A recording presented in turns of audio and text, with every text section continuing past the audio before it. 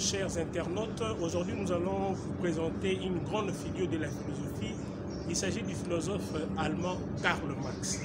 Pour pouvoir comprendre la pensée de Karl Marx, je commencerai par citer une citation d'un auteur, Raymond Vancourt, qui, dans son ouvrage Marxisme et pensée chrétienne, a affirmé, je cite, « L'aliénation caractérise l'état actuel de l'humanité dans son ensemble. Et s'il nous faut philosopher, nous devons partir de cette aliénation pour ne pas voir notre philosophie, notre pensée être basée sur l'abstrait et non le concret. » Et donc, c'est à travers cette citation que nous pouvons comprendre mieux la pensée de Karl Marx. Alors, Karl Marx, c'est ce philosophe qui a traité énormément de la question de l'aliénation, bien que cette question n'est pas la seule question ayant été traitée par lui, puisque Karl Marx est un philosophe, il est aussi également un sociologue, et voire un économiste. Et donc, pour comprendre la notion de l'aliénation, nous devons retourner au XVIIIe siècle. Et qu'est-ce qui se passe au XVIIIe siècle? À partir des années 1770 à 1780, l'Europe traverse une période dite la période de la grande industrialisation. Et ceci à partir de la Grande-Bretagne, à travers et au moyen de la découverte de la machine à vapeur. Et cette industrialisation va être étendue dans toute l'Europe entre les années 1820 et 1840. Et c'est sans doute ces contextes historiques mondiaux, ces contextes d'industrialisation qui va énormément influencer la pensée de Karl Marx. Nous comprenons donc par là que Karl Marx est un philosophe du XVIIIe siècle. Il est né le 5 mai 1818 à Trèves et est mort à Londres le 14 mars 1883. Alors, que comprendre de cette question de l'industrialisation et cette question de l'aliénation dont parle Raymond Vancourt dans Marxisme et pensée chrétienne? L'industrialisation a causé la coupure ou la séparation de deux classes au sein de la société. Une classe dite bourgeoise et une autre classe dite prolétaire.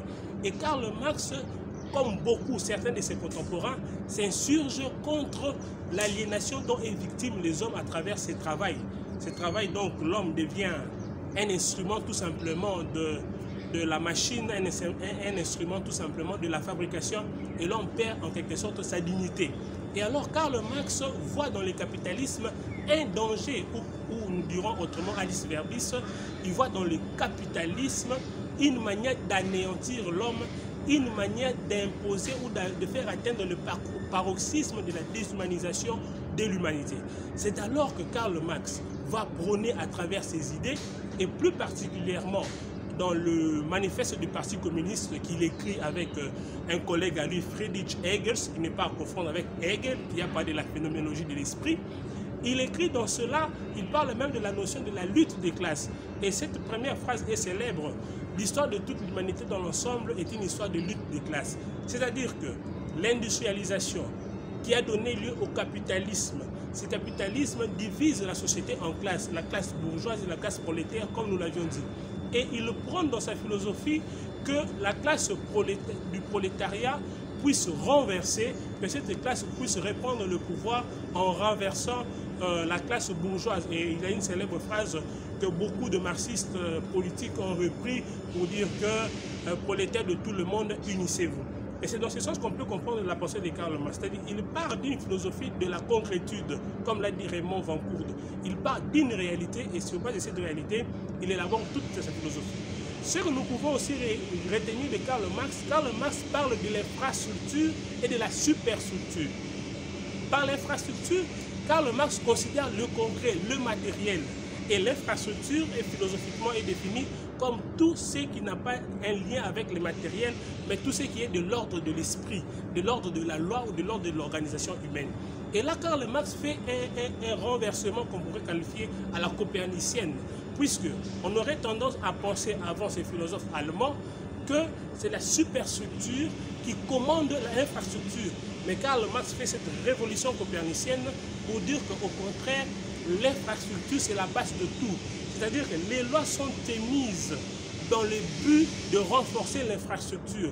Et donc, cette lutte de classe dont nous avons parlé est liée à cette deux questions de l'infrastructure et de la superstructure dont parle Karl Marx. Et c'est dans cet même ordre d'idées qu'il arrive à affirmer que la religion est l'opium de l'État, puisque la religion se fonde sur l'infrastructure dans le but d'en tirer des profits.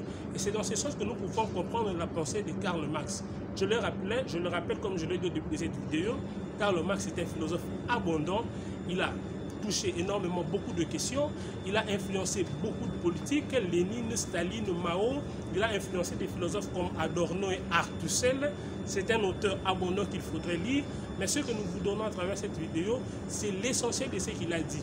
L'essentiel de notions que nous retenons de Karl Marx, entre autres, comme je l'ai dit, la notion de l'aliénation, la notion de la lutte des classes, la notion de l'infrastructure et de la superstructure.